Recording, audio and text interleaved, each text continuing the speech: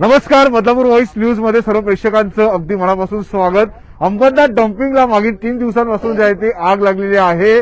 बुधवारी दुपारी 3:30च्या सुमारास लागलेली आग जी आहे ती आग विझवण्यासाठी शर्थीचे प्रयत्न अंबरनाथ नगरपालिका प्रशासनाच्या माध्यमातून होताना जे आहे ते आपल्याला पाहायला मिळतात। आणि आताही आपण जर पाहिलं तर फायर ब्रिगेडच्या माध्यमातून वारंवार पाण्याचा मारा करण्यात आला आणि अखेर आता माती या ठिकाणी टाकली जाणार आहे आणि हे आग जी आहे ती विझवली जाणार आहे।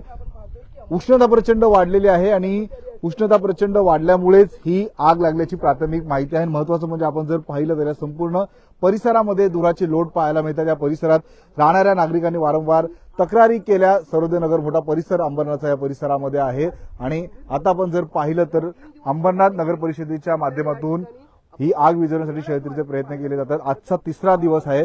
बुधवारी दुपारी 3:30च्या सुमारास ही आग लागली। बुधवार, कालचा गुरुवार आणि आजचा शुक्रवार आपण जर पाहिले तर 3 दिवस वारंवार या कचऱ्याला ही आग लागलेली आहे आणि ही आग विझवण्यासाठी शर्थीचे प्रयत्न प्रशासनाच्या माध्यमातून होताना आपल्याला पाहायला मिळतात। स्थानिक नगरसेवकही वारंवार या गोष्टीसाठी प्रयत्न करतात, परंतु आपण आता जर पाहिलं तर आताही ही आग आपल्याला पाहायला मिळते। धूर सर्वत्र आपल्याला पाहायला मिळतोय।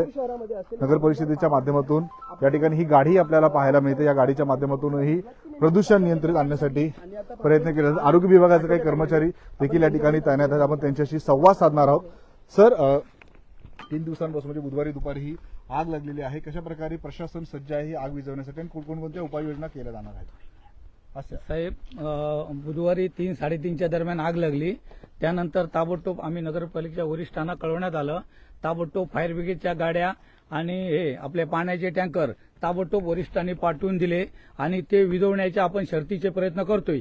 त्याच्यात थोडंफार आपल्याला यश मिळालं आहे, परंतु आता आपण ते पाणी मारून बघतोय आणि फायरच्या गाड्या चालूच आहे आणि नगरपालिका दुसरी पण गाडी चालू आहे आणि शिवाय दुसरा आता ते आग विझवण्यासाठी आपण माती टाकण्याचा प्रयत्न करतोय।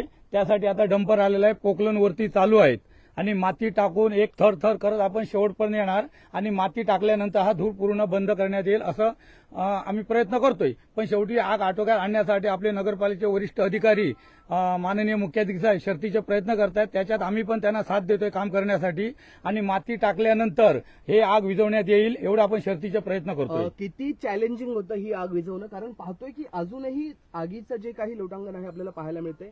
किती चॅलेंजिंग होतं तुमच्या सर्वांसाठी हे? साहेब, ही डम्पिंगला आग लागली म्हणजे कशी बाकीची वेगळी असते आणि डम्पिंगची आग वेगळी असते। आपण ज्यावेळी टाकतो त्यावेळी वरून पाणी मारतो त्यावेळी आतून संपूर्ण धूर येतो, परंतु नगरपालिका प्रशासन यासाठी जोरदार प्रयत्न चालू आहे की शक्यतो लवकरात लवकर आटोक्यात आणण्यासाठी आपण प्रयत्न करतोय साहेब। नक्कीच सर, लोकांची वारंवार तक्रार डम्पिंगमुळे होतात। डम्पिंग हलवली जावी याची मागणी गेल्यावेळी झालेली ते साहेब मी काय सांगू शकत नाही, आपले वरिष्ठ अधिकारी काय ते सांगतील त्या संदर्भात। साधारण माती टाकायला किती वेळ जाईल तरी? अजून माती टाकण्यासाठी कमी 7 ते 8 दिवसाचा पिरियड लागेल, पण त्याच्या अगोदर होईल तेवढा आम्ही प्रयत्न करू। आग कशामुळे लागली असं काय कारण? आग साहेब त्या हीटमुळे लागली, उष्णतेमुळे, मिथिलमुळे किंवा उष्णतेमुळे, हीटमुळे। हो, नक्कीच धन्यवाद दिलेल्या माहितीनुसार। एकंदरीत एवढी आग या परिसरामध्ये लागलेली आहे, धुराचे लोट आहेत आणि महत्वाचं म्हणजे होतं की एकंदरीतच आपण पाहतो की सलग या संपूर्ण परिसरात अधिकारी कर्मचारी देखील आपल्याला पाहायला मिळतात, कारण की येथे आम्ही आता वार्तांकन करायला माध्यम इथे आल्याच्या नंतर प्रचंड आम्हाला देखील या धुराचा त्रास होतोय। परंतु आपण जर पाहिलं तर आरोग्य विभागाचे हे उत्तम सर जे आहेत ते या ठिकाणी थांबलेले, संपूर्ण परिस्थितीचा आढावा त्यांच्या माध्यमातून घेतला जातो आणि संपूर्ण माहिती त्यांच्या माध्यमातून वरिष्ठांना जी आहे ती दिली जाते। आणि महत्वाचं म्हणजे आपण जर पाहिलं तर डम्पिंगच्या शेजारीच मोठ्या प्रमाणात आपल्याला रेसिडेन्शियल परिसर आपल्याला पाहायला मिळतो। सरोदेनगर म्हणा संपूर्ण परिसर जो आहे तो प्रसिद्ध आहे आणि या परिसरातून मागील 3-4 वर्षापूर्वी मोठ्या प्रमाणात आंदोलनं झाली होती। वारंवार मागच्या काळातही वारंवार आंदोलनं लोकांच्या माध्यमातून या डम्पिंगच्या विरुद्ध झालेली, परंतु आज आपण जर पाहिलं तर ही आग लागल्याच्या नंतर 3 दिवसांपासून हा संपूर्ण धूर या परिसरामध्ये पसरतोय, त्याचा त्रास या परिसरातील स्थानिकांना होतोय। त्या संदर्भात एक महत्त्वपूर्ण बैठकही आता सुरू आहे आणि या परिसरातले स्थानिक नगरसेवक शैलेश भोईर यांच्या माध्यमातून ही परिस्थिती लवकर नियंत्रणात आणण्यासाठी शर्थीचे प्रयत्न जे आहेत ते होताना पाहायला मिळतात। तेही वारंवार या परिस्थितीकडे लक्ष ठेवून आहेत। 1-1.5 तासापूर्वी तेही इथे आलेले, त्यांनी संपूर्ण परिस्थिती जाणून घेतली। वारंवार ते इथे येत आहेत आणि आता देखील ते नगर परिषदेमध्ये आहे। आम्ही त्यांच्याशी संवाद साधला तेव्हा त्यांनी सांगितलं की याच विषयात महत्त्वपूर्ण बैठक त्यांची अधिकाऱ्यांसोबत नगर परिषदेमध्ये सुरू आहे आणि आताही आपण जर पाहिलं तर शर्थीचे प्रयत्न ही आग विझवण्यासाठी होताना पाहायला मिळतात आणि या 3 दिवसांपासून लागलेल्या आगीमुळे मोठ्या प्रमाणात या परिसरात प्रदूषण होताना आपल्याला पाहायला मिळतंय.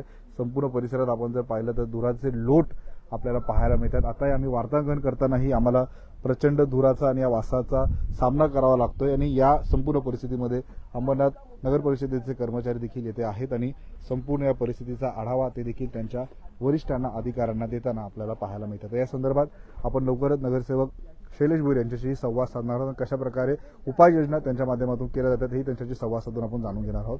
बदलापूर अंबरनाथ शहरातील व ग्रामीण भागातील अशाच बातम्या पाहण्यासाठी आताच बदलापूर व्हॉइस न्यूजच्या फेसबुक, इंस्टा, ट्विटर अकाउंटला फॉलो करा. तसेच आमच्या युट्यूब चॅनलला सबस्क्राईब करायला विसरू नका.